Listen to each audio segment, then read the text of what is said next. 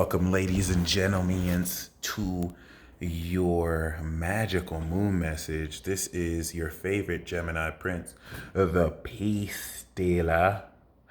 I am in El Paso, Texas. I would have done this outside, but El Paso wants to be cold as hell right now, and I'm not gonna dress warm. But I'll make sure before I leave, I go back up. You know it's tradition at this point. Every time I come back, I do a magic moon message up there. You see the view, so I got y'all. I want to show you a different view though. This is my youngest sister, Chelsea. She's married. We're going to do a reception for her on the 30th with her new Libra husband. This is my younger sister, Ashley. Okay, 94, 92.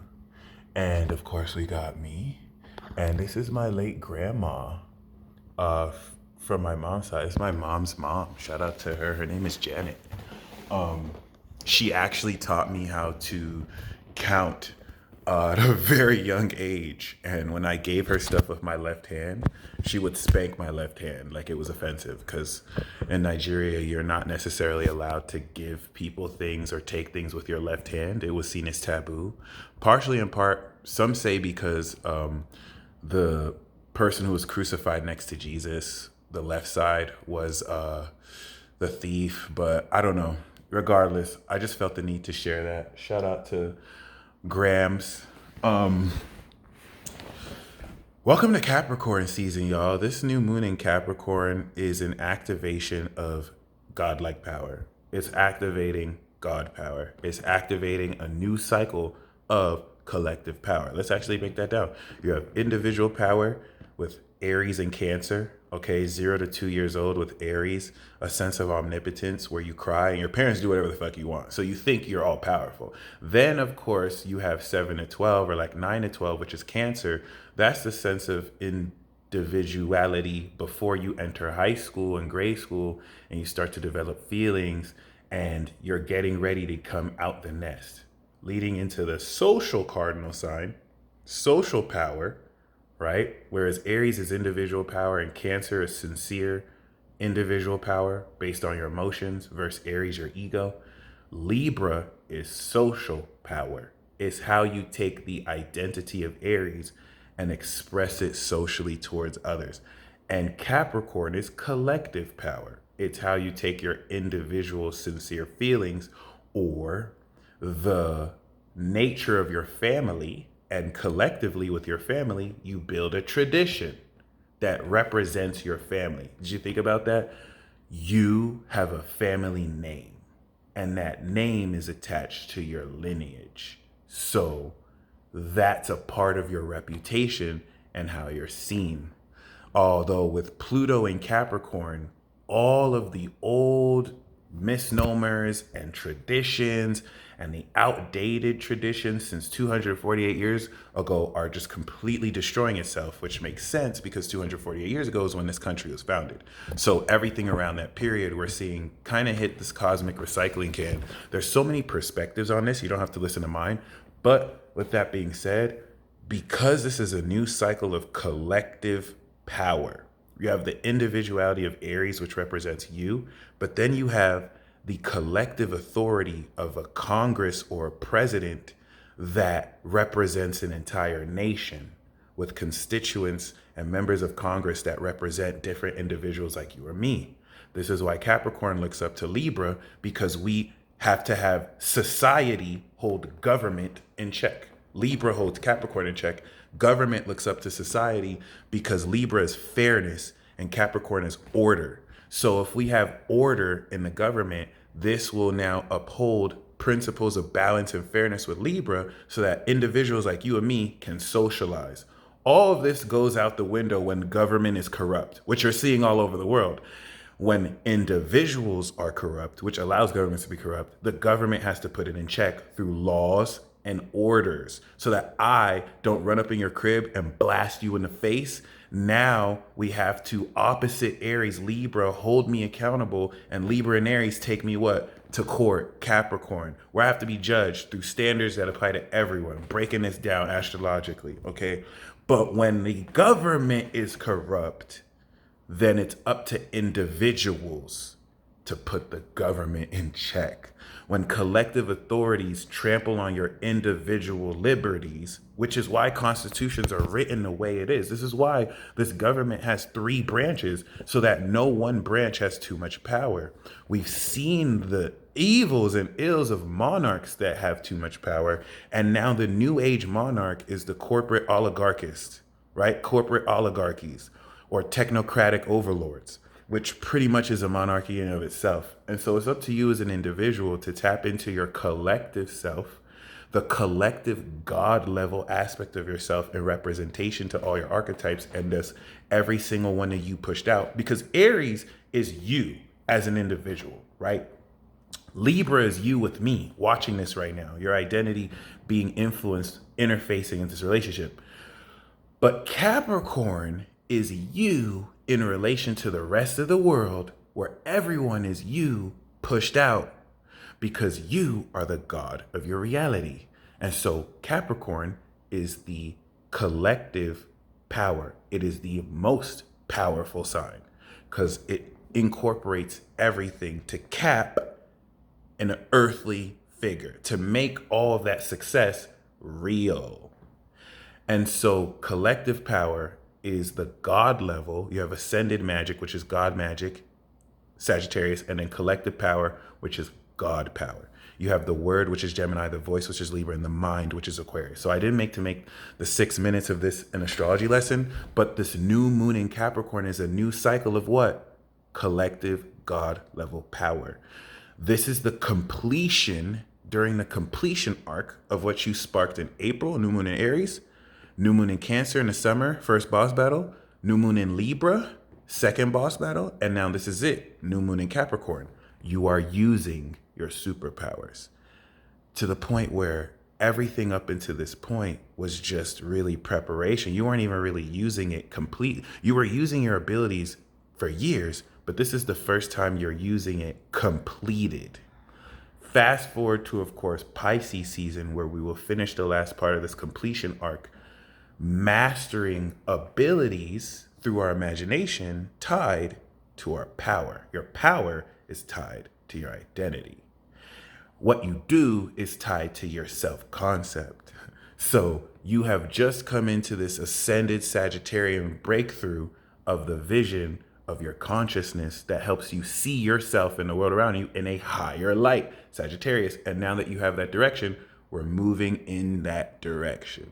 And so this Capricorn cycle is, as you will feel, pushing you towards your greatest self.